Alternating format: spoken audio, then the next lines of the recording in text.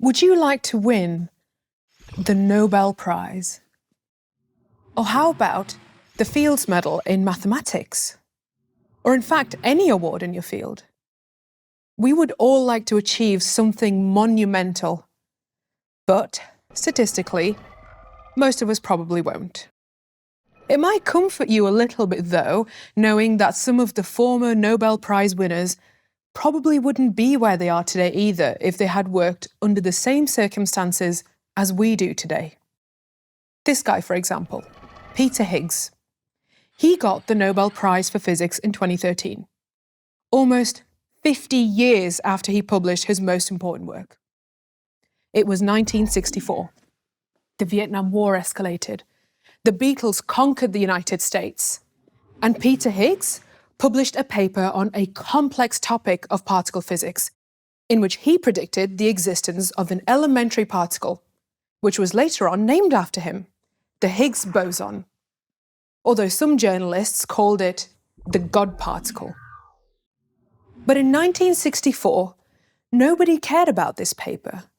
And still, Peter Higgs went on to have a successful career at the University of Edinburgh, getting tenure and everything else that many of us young scientists aspire to achieve.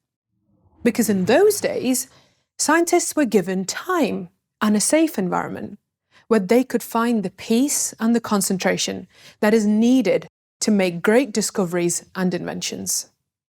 When times changed and scientists were evaluated by impact factors and number of publications, Higgs's career was almost over.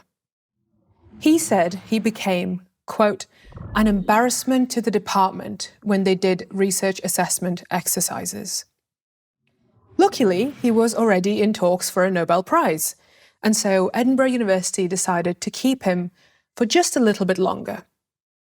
When he was finally on his way to collect the Nobel Prize, he said in an interview with The Guardian, quote, "Today I wouldn't get an academic job. It's as simple as that. I don't think I would be regarded as productive enough." Let that sink in. The man who predicted the so-called God particle and later on got a Nobel Prize wouldn't get a job in science today. Truth is, nowadays, quite often quantity is more important than quality in science. The number of publications, the number of citations, the journal's impact factor, the amount of third-party funding, and in some fields, the number of patents.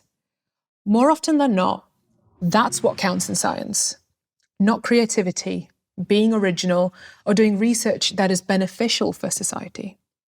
And let's not forget that all of this is happening in an environment where the competition for positions is enormous. There are more PhDs and postdocs in the system than can be absorbed into permanent positions. This is why many experts believe that the incentives in science are in many ways highly dysfunctional. In these circumstances, it's no wonder that some choose a questionable fast track to get a higher number of publications. They publish in predatory journals, for example. These journals don't hold up the high scientific standards.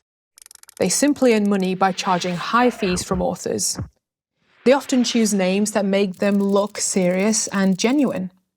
And it may be hard to distinguish them from peer-reviewed journals. Ask your trusted colleagues if you are in doubt. You can also check online. There are websites that publish lists of predatory journals. But often, the problem starts even before you publish your research, when you choose your research topic and your methodology.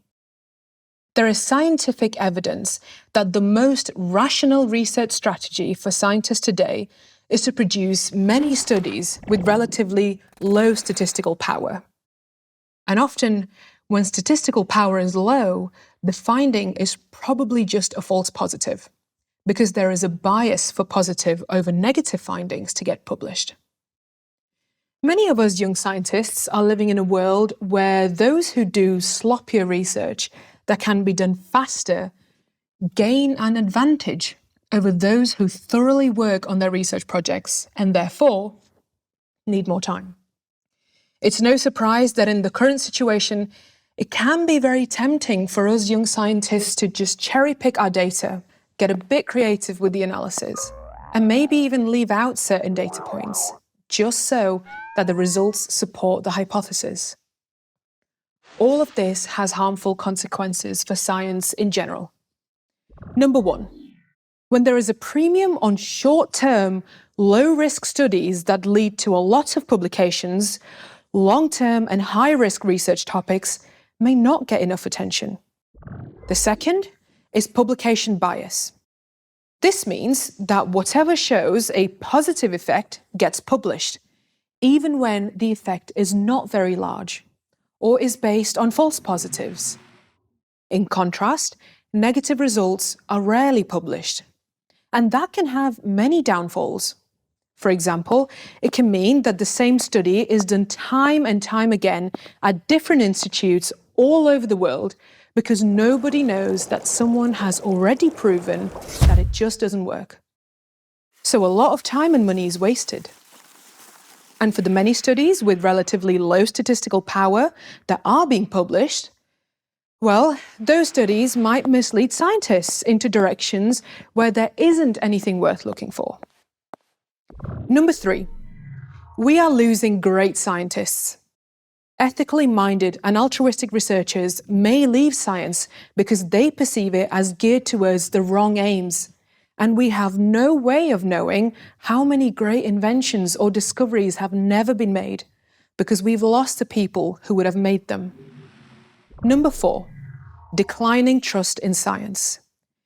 This is probably the most tragic one, but it is an inevitable consequence of how the system is affecting science.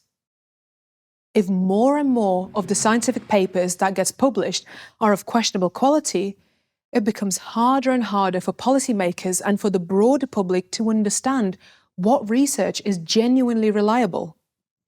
As a result, trust in science is declining. And why should a society that doesn't trust science fund scientific projects?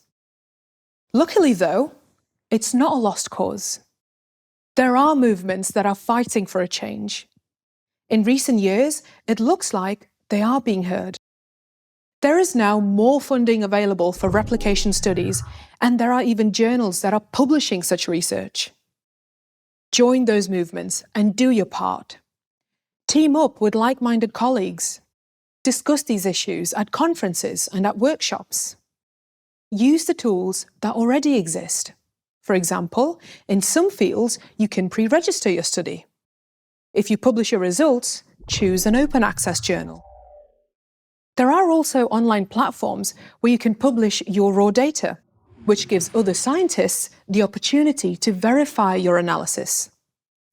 This may not be possible for everyone at this point. It takes time to build new infrastructures and to convince everyone.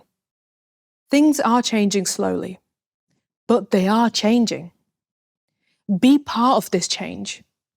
Your research should not just be assessed by the ranking of a journal. It deserves to be evaluated on its own merit.